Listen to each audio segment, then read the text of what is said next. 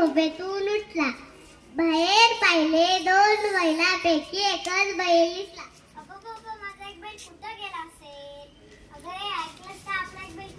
अगं ऐकलंस का आपला एक बैल कुठं गेला असेल? कुठे गेला? चल आपण दोघे सगळीकडे शोध घेऊ.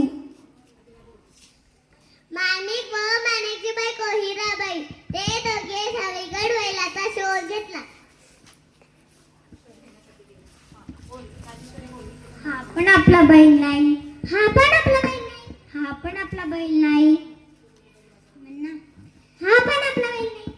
ते दोघे बैल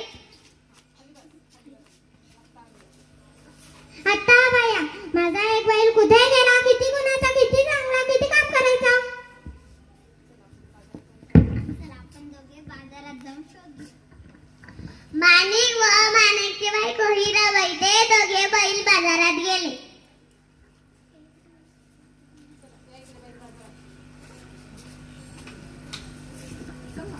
तू इकडे शोध. मी इकडे शोधतो. अहो बैल.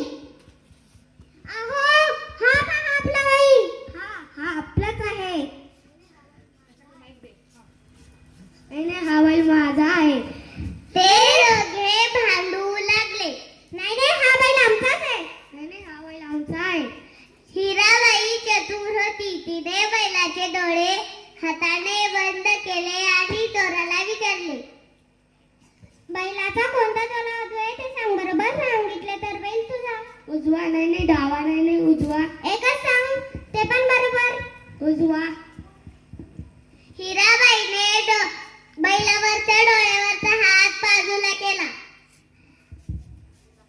आणि बैलाचा डोळा कोणताही अधू नाही असे दिसले.